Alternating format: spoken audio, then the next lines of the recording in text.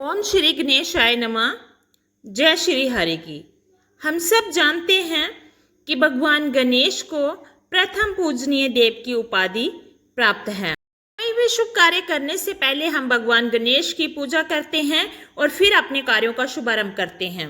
इसी के उपलक्ष्य में मनाई जाती है अनंत चतुर्दशी। इस साल 6 या 7 सितंबर कब है अनंत चतुर्दशी, जानिए उसकी तिथि, बप्पा को विधि करने का शुभ मुहूर्त और पूजा विधि, उसके साथ ही अनंत चतुर्दशी का महत्व। गणेश चतुर्दशी से आरंभ हुआ ये पर्व अनंत चतुर्दशी तक चलता है। इस दिन बप्पा को विदा किया जाता है और उनको पवित्र नदी में विसर्जन किया जाता है।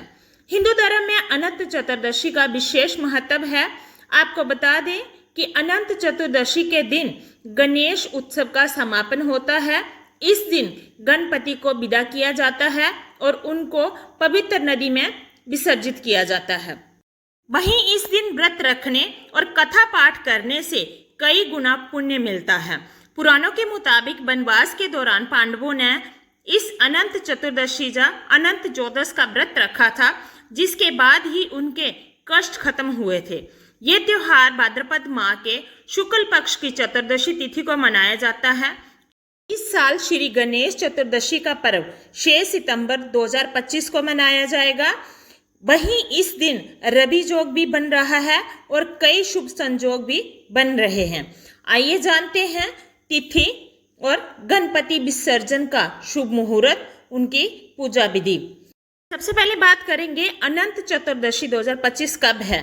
तो वैदिक पंचांग के अनुसार अनंत चतुर्दशी तिथि की शुरुआत 6 सितंबर को सुबह 3:15 पर होगी और 7 सितंबर को मध्य रात्रि 1:42 पर समाप्त होगी।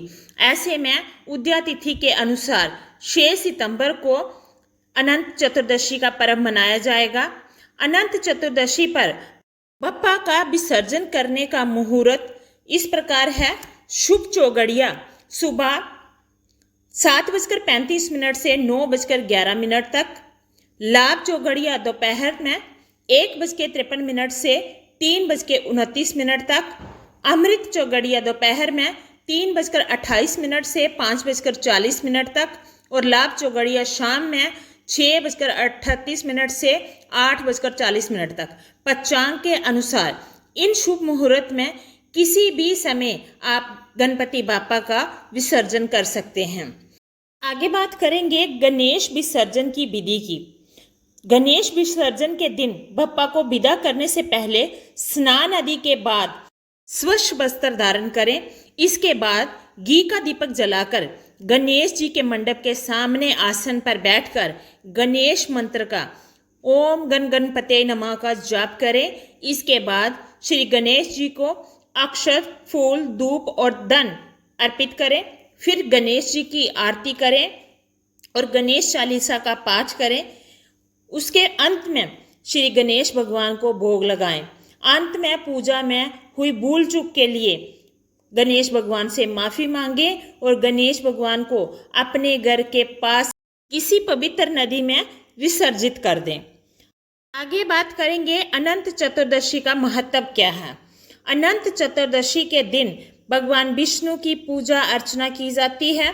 मान्यता है कि इस दिन विष्णु जी की पूजा अर्चना करने से सुख समृद्धि की प्राप्ति होती है। वहीं इस दिन अनंत सूत्र बांधने की परंपरा भी है, जिसमें कुल 14 गांठें होती हैं। इन 14 गांठों को 14 लोकों के साथ जोड़कर देखा जाता है और इस पूजा को अनंत फल देने वाला माना जाता है। साथ ही ये गणेश उत्सव का अंतिम दिन होता है और इसी दिन 10 दिनों के बाद बप्पा को विसर्जित किया जाता है।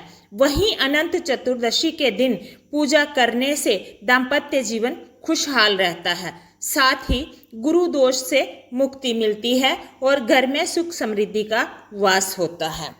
गणपति बाप्पा अपने साथ सारे विघ्न ले जाते हैं और घर में खुशहाली का आशीर्वाद देते जाते हैं। इस तरह से की गई पूजा से बाप्पा बहुत खुश होते हैं और भगवान विष्णु भी अति प्रसन्न होते हैं। बोलिए श्री गणेश भगवान की जय। वीडियो अच्छी लगी हो तो वीडियो को लाइक करके चैनल को सब्सक्राइब करें और कमेंट में गणपति बापा मोरया जरूर लिखें।